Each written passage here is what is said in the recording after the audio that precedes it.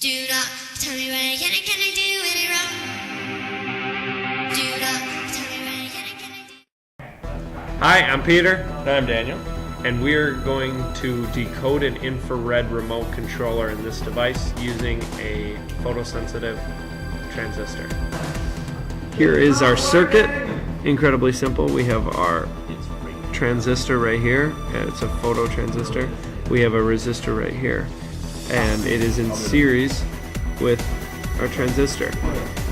We are reading the voltage across the resistor, and we are also putting in our 5 volts from this end and ground down here. So the 5 volts goes in here. The transistor reads whether or not there is light UV coming into it, and it decides whether or not the current goes through. Then it goes through the resistor, and we measure the voltage drop there, and goes to ground. So here's our VI. Front panel in orange, block diagram in cyan. This is the DAC that generates a constant 5 volts for us. This is the one that analyzes it. So I stop this here. Basically, it's going on triggering with an analog edge. So when the slope of the data is rising, it's going to be triggered to start recording it, and it's going to wait forever. So normally you'd put in a time that's greater than 0, but if you put in a -1, no matter how far time goes, it'll never reach -1 because it's going in the wrong direction. We're going at 883 hertz, and we're taking 90 samples. Here it converts to dynamic data array from to a double, and then it basically compares the data to see if it is greater than 2.5 or not, and if it is greater than 2.5, then it's outputted as a 1, if not, it's a 0, so it's kind of being made into binary. And then here we have a delete from array, so this is basically where we will take out the 0th element of the array, and it's going to be garbage data. It's basically going to be noise, is what I mean. Then we get on down to our case structure, so let's start out with true. When it's true, we're basically writing down what the number for that signal is. Writing down the number that it is.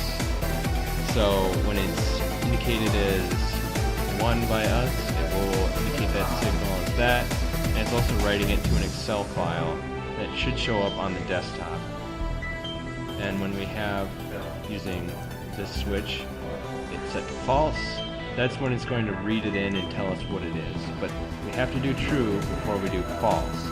And that, of course, is controlled on the front panel by this switch right here. Okay, so now we are going to program it. So, put it on run continuous, and okay, so for 1, we're going to program 1 in. For 0, we will program 0 in, changed. Now we will program in 1, so fingers pushing 1. Now 2, fingers pushing 2. And 3, fingers pushing 3. And I'm only going to go up to 3 just for the sake of brevity. So I'm going to switch over to test. Okay, Peter hit 2. Hit 0. Okay, he hit 0 and he's got 0. He's hitting 1. Now he's hitting 2. Oh, continue.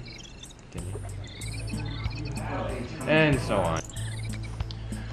So we noticed early on that if our signal wasn't correct when we were testing it, it would tell us that our number was 9. And the reason was, you can see over here, originally what would happen is the loop would run 10 times, and if nothing was found, it would still output the I value, which would be 10, or which would be 9, and that obviously isn't right if all of the signals were wrong.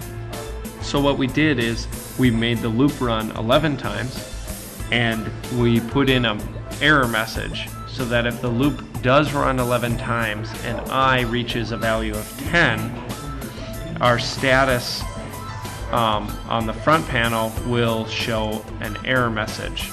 Otherwise it will say okay. So our numbers go from 0 to 9 on the remote control, but if the display ever says your number is 10, the status will also say error, because there is no 10. It's actually just the loop running 10 times and nothing. So it gives 10 is 5 is okay. 4, 10 10 error. is error. See, it's not actually 10, it's just an error. So here on our desktop we have all the Excel files I already have opened up. One named Frank9. It has all the binary code and it's separated by commas, so it's just all ones and zeros and ones and zeros. Open up 0, play it a little bit. 7.